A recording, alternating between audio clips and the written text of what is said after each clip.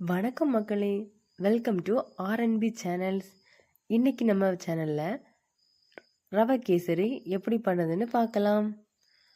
அதற்கு தேவையான பொருட்கள் ஃபஸ்ட் என்னென்னா, இந்த கப் அளவுக்கு நான் ஒரு கப் ரவை எடுத்திருக்கேன். அதுக்கப்புறமா இதே கப் அளவுக்கு 3/4 கப்பு சுகர் எடுத்திருக்கேன். அதுக்கப்புறமா கொஞ்சம் நட்ஸ் எடுத்துருக்கேன், கொஞ்சம் ஏலக்காய், கொஞ்சம் உலர் திராட்சை, கொஞ்சம் முந்திரி பருப்பு. ஃபுட் கலருங்கிறது ஆப்ஷனல் தான், தேவையில்லைன்னா ஸ்கிப் பண்ணிடுங்க. கேசரி பண்ண நீங்கள் எந்த அளவிலான கப்பில் ரவை எடுத்தீங்களோ அதே கப்புக்கு 2 கப்பு தண்ணி எடுத்துக்கோங்க. தண்ணி இல்லைன்னா பால் கூட சேர்த்துக்கலாம். பால் இன்னும் ரொம்ப சுவையாக இருக்கும், கேசரியோட டேஸ்ட்டை இன்னும் அதை அதிகப்படுத்தும். தவாவை ஸ்டவ்வில் மீடியம் ஃப்ளேமில் வச்சுக்கோங்க.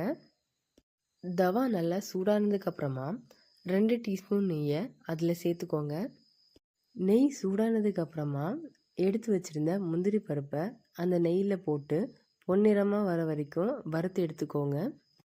இந்த மாதிரி முந்திரி பருப்பு பொன்னிறமாக வெந்ததும் அதை இன்னொரு பாத்திரத்தில் மாற்றி வச்சுக்கோங்க. அதுக்கப்புறமா அதே நெய்யில் 10-15 கிஸ்மிஸ் பழத்தையும் வறுத்து எடுத்துக்கோங்க.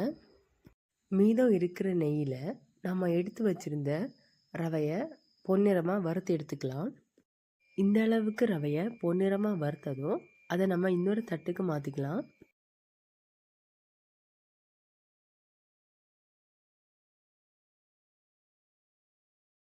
திரும்பவும் பேனை சூடாக்கிக்கிட்டு நாம் எடுத்து வச்சுருந்த 2 கப் வாட்டரையும் அதோட சேர்த்துக்கலாம்.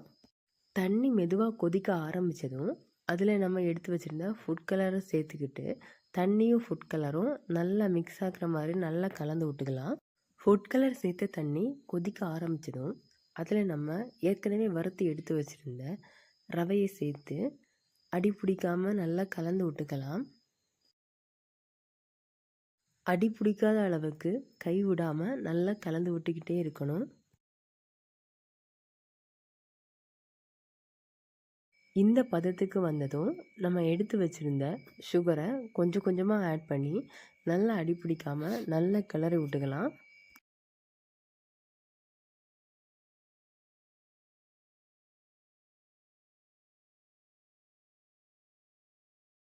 இந்த பதம் வந்ததும் நம்ம ஏற்கனவே வறுத்து வச்சுருந்த முந்திரி அப்புறம் திராட்சையை இதோட சேர்த்துக்கலாம். 4-5 ஏலக்காவை தள்ளி சேர்த்துக்கோங்க. அப்போ தான் அதோட ஃப்ளேவர் அந்த கேசரியில் ஃபுல்லாக இறங்கும். ஃபைனலாக 2 ஸ்பூன் நெய் சேர்த்து நல்லா கலந்து விட்டுக்கலாம். நெய் அதிகமாக சேர்க்க வேணாம்.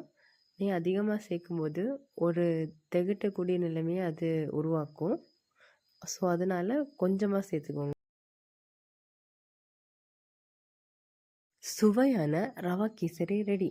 இந்த வீடியோ உங்களுக்கு பிடிச்சிருந்ததுன்னா மறக்காமல் லைக் பண்ணுங்கள், ஷேர் பண்ணுங்கள், சப்ஸ்கிரைப் பண்ணிக்கிட்டு பக்கத்தில் இருக்கிற பெல் ஐக்கானையும் கிளிக் பண்ணிக்கோங்க. தேங்க்யூ. பபாய்.